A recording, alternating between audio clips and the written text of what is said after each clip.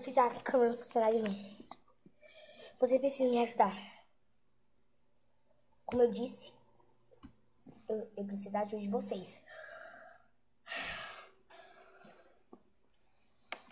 Fala aí, galera, beleza? Genia aqui, vivo aqui falar vocês em mais um vídeo. E sejam bem-vindos no meu primeiro episódio de The Walking Craft. E bom, galera, no meu segundo episódio de The Walking Craft. Bom, galera, no primeiro eu trolei 2 vezes a minha namorada. E quando eu fui trollar mais uma vez, fui sequestrada. Isso mesmo, sequestrada. E bom, eu preciso ir pra casa do Batista, porque senão eu não vou ter as minhas armaduras, porque tem muito costume, gente. Um apocalipse. Olha ali ela, ó. Ela. Vem cá.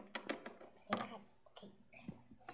Você precisa me ajudar. Sequestrado. Sério? Sequestrado? Por que não disse antes? Menina, eu fui sequestrada porque eu tava trolando a Helena, a minha namorada. Não acredito. E parece que alguém morreu aqui. Não tô brincando. Nenha, você precisa me ajudar logo. Sair desse cativeiro. Tá bom. Eu vou te ajudar a sair desse cativeiro e falar com quem? Uma das sequestradoras. Quem foi a sequestradora?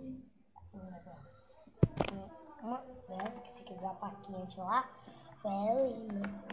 Ela parou de falar que eles não veio sequestrar. Que? Eu tô vendo que sim. Você conseguiu quanto tempo? Sim. Vem comigo. Olha, o Resident tá bem todo tempo. Como é que é? Você não gosta de mim?